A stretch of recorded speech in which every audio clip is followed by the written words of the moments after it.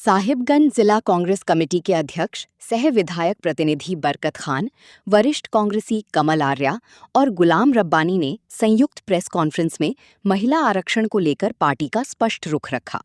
उन्होंने कहा कि महिला आरक्षण विधेयक 2023 विपक्ष के समर्थन से पारित हुआ, लेकिन इसे परिसीमन से जोड़कर लागू करने में देरी की जा रही है, जिससे महिलाओं की तत्काल भागीदारी प्रभावित हो रही है।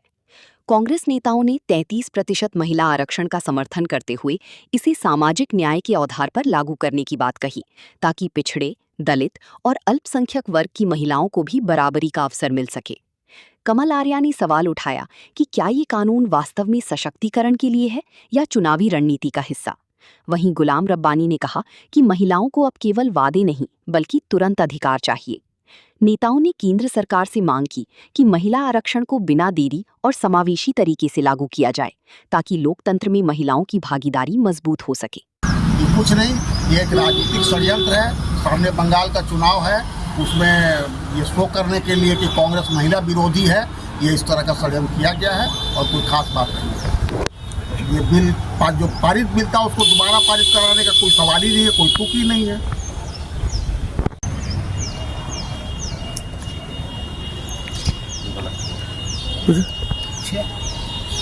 आपके पीसी में क्या कहना चाह रहे हैं? विगत दिनों लोकसभा में महिला आरक्षण बिल जो पारित नहीं हुआ, बीजेपी का उद्देश्य महिला बिल को पास कराना नहीं बल्कि उसके आड़ में डिलिमिटेशन बिल, संविधान संशोधन कराना था। जबकि 2023 में महिला बिल सभी सांसदों ने मिलकर फुल मेजॉरिटी से पास किया था और उस वक्त कहा गया था कि महिला बिल जनसंख्या के आधार नहीं, जनसंख्या के आधार पर हम लोग लागू कर देंगे। जनसंख्या का योजना घोषित हो गया, उसके बाद भी जनसंख्या नहीं हो रहा। आपको अगर महिला से इतना प्रेम है तो आप 2011 के जनसंख्या के आधार पर 543 सीटों पर 33% महिला को दे दीजिए। यही महिला के लिए बहुत बड़ा बात होगी।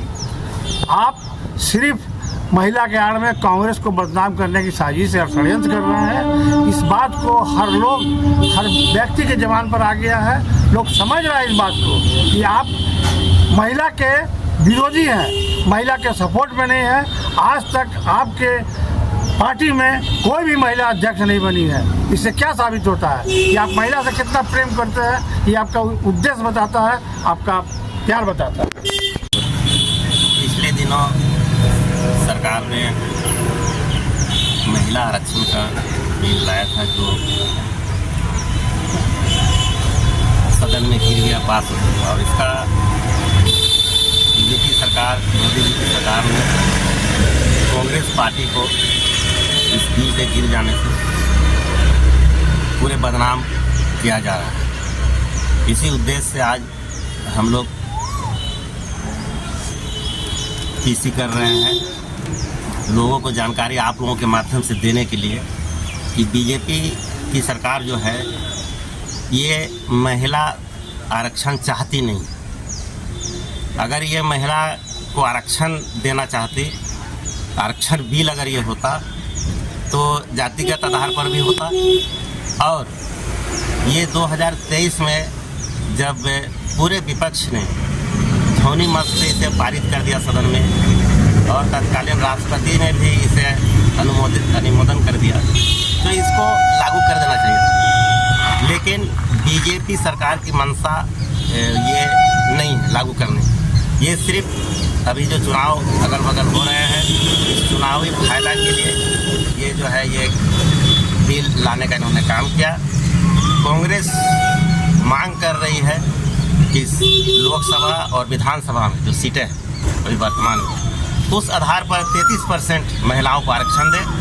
हम कांग्रेस पूरे समर्थन देने के लिए तैयार है। ये कांग्रेस पार्टी चाहती है और कांग्रेस पार्टी आपके माध्यम से कहना चाहती है कि जो बीजेपी भ्रामक जो ये फैला रही है, प्रचार दुष्प्रचार कर रही है, ये जो है बिल्कुल गलत है। आपके माध्यम से हम लोगों को भी कहना चाहेंगे, देशवासियों को भी कहना चाहेंगे कि ये बीजेपी के आप जो है ये भ्रामक प्रचार में नहीं आए और कांग्रेस पार्टी महिलाओं के आरक्षण के फेवर में है और बीजेपी जो है ये सिर्फ ये दिखावा कर रही है। ये आरक्षण देने का अगर होता तो जो पिछले जो 2023 में जो पास हुआ है उसके आधार पर ये आरक्षण दे देती।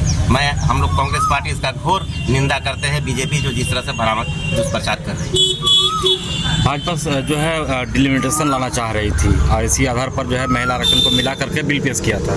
डिलिमिटेशन से कांग्रेस को पर्टिकुलरली क्या दिक्कत हो रहा है या आम जनता को क्या दिक्कत है? देखिए, अभी जो देश का माहौल है, जो वर्तमान में जो उनकी सीटें हैं जो अभी वर्तमान है, उस आधार पर वो लाए ना, लागू पहले करें ना।